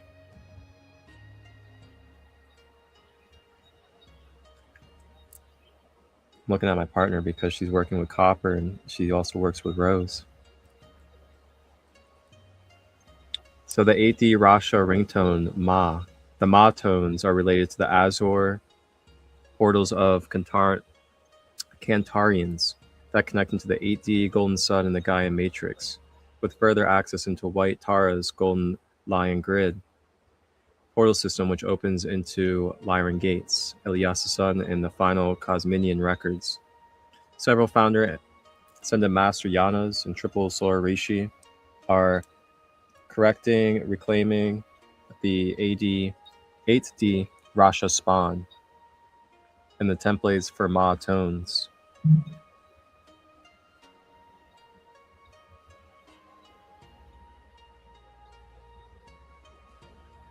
All right. So it talks about reconstruction of the Aquarian host matrix stationed in Malta's 5D portal. Talks about in Egypt, they found the Mer-Lion lineages of Sekhmet.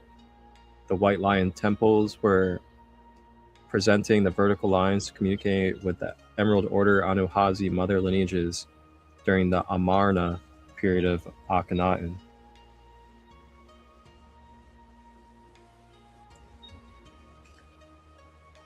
And then talks about the 12 Palladorian solar dragon representatives from the cosmic Christo sun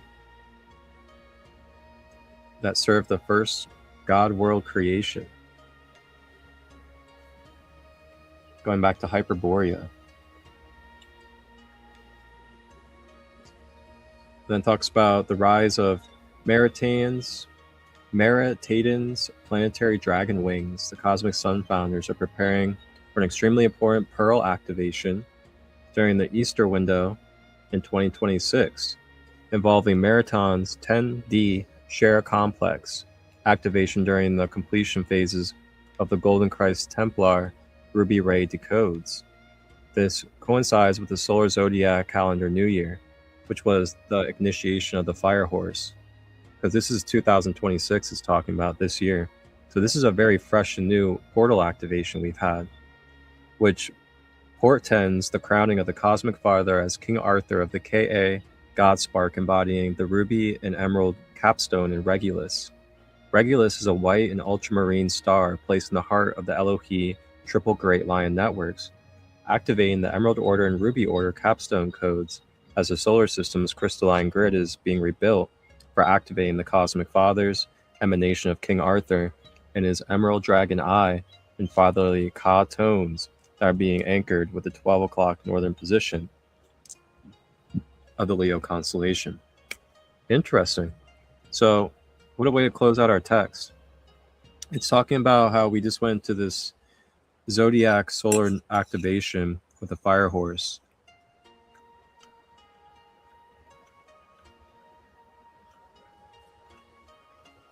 And it talks about being prepared for an extremely important Pearl activation during the Easter window this year. So it's really interesting. It talks about a Pearl activation. And for some reason, I had this huge download that I needed to create this new retreat. That isn't just a retreat, but it's about self-mastery, self-development, and being able to take the next steps in your life to be able to integrate into this material world. And the name that came through for me was Polishing Your Pearl. I've never even talked about pearls, really. It's not something I focus on. But that name came to me earlier this year to create a retreat at the end of July here out in Western Pennsylvania called Polishing Your Pearl, a self-realization journey. And here we are, I'm reading about this triple Elohi Great Lion Network that I'm directly a part of and descendant of. And I got this download to make a retreat called Polishing Your Pearl. And it says that we are being prepared for an extremely important Pearl activation in Easter of 2026. How interesting is that? Now, I'm going to read this real quick since this came up. Pearl activation. So as Solar Christ Mary returns into our world as the cosmic dragon, so do these buried histories rise into the awareness of the ancient Essene Celtic Church, sacred texts of the Pearl activation, along with many of the hidden cellular memories of our long-forgotten past. Easter 2022, the Cosmic Dragon Egg and Pearl activation. Wow. So this gets deep and it talks more and more about this Pearl activation. Talks about South Britain with the Avebury Henge. Talks about Sirius being connected with it as well. And the triple solar goddess, the Christ, Michael, and Mary. And the white diamond sun.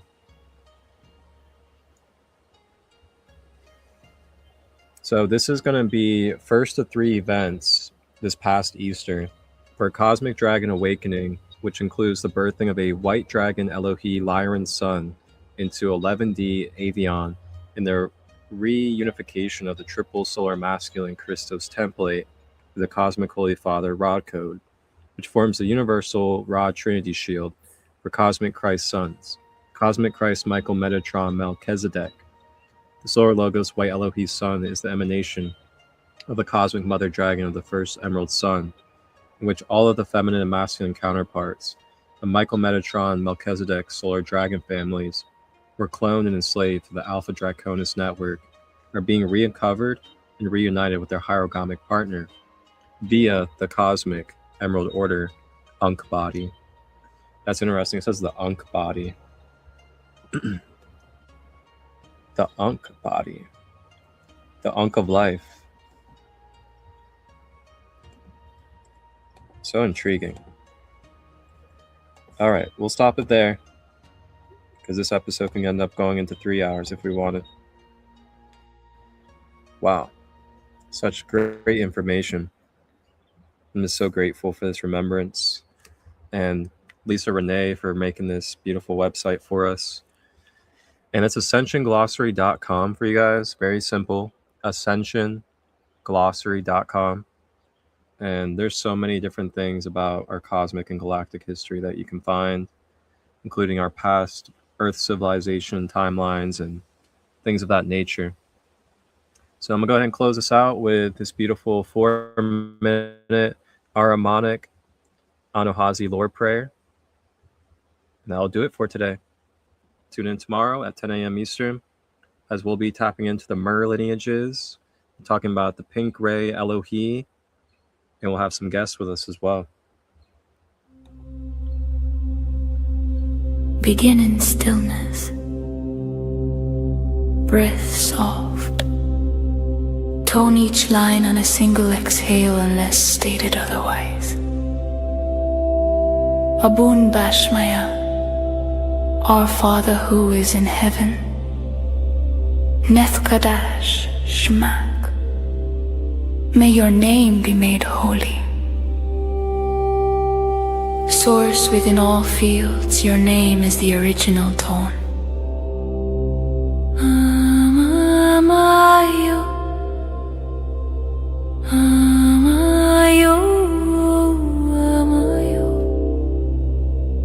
Anchor awareness into the unified field, Maharik Baseline. Te Malkuthak. May your kingdom come. Let the natural order arrive here.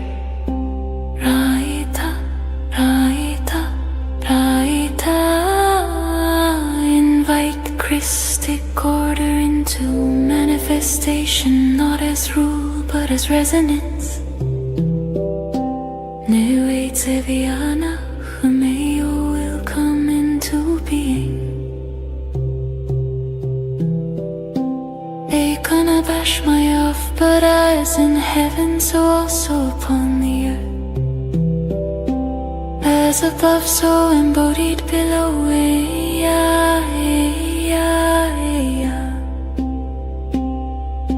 Align higher template with physical form, heaven earth phase lock.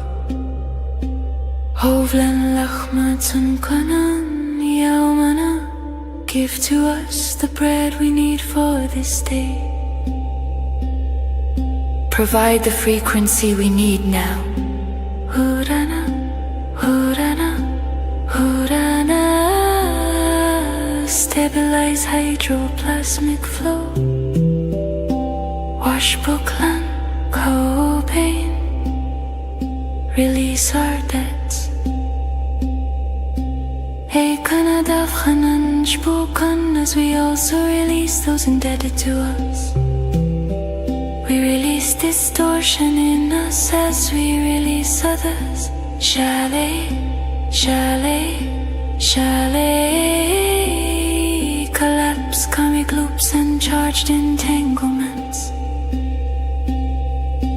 Welatalan, Lenisuna, do not bring us into testing. Hold us steady in coherence. Mahara, Mahara, Mahara. Reinforce frequency integrity against inversion. Ella Patsan Min Bisha, but deliver us from evil. Free us from distortion and inversion. Christile, Christile, Christile. Restored organic alignment to source law. Metol Dilahi Malkutha. For yours is the kingdom. Wahela. And the power. Watishbuhata. And the glory. All power, all life, all glory. Return to the one field. Amarata, Amarata, Amarata.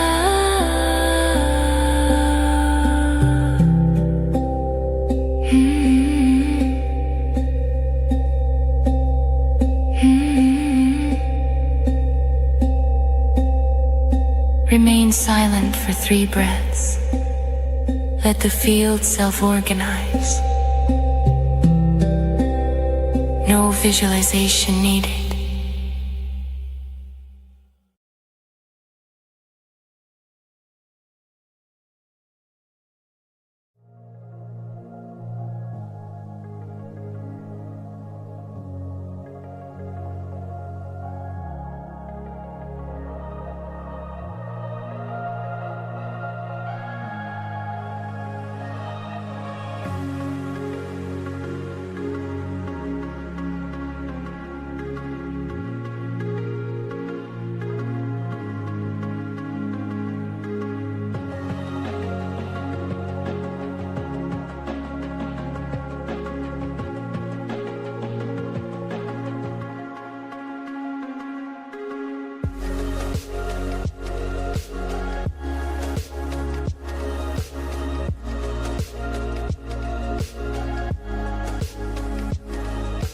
Our founder flames.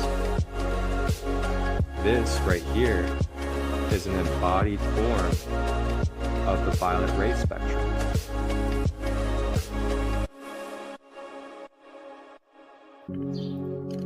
Tap in and tune in Tuesdays, Wednesdays, and Thursdays, 10 a.m. to 11 a.m. Eastern. Live on YouTube, Facebook, and Instagram. Grand Rising with ChristoLight. Your sacred space for discovering the Ascended Masters in crystal healing. Ashe.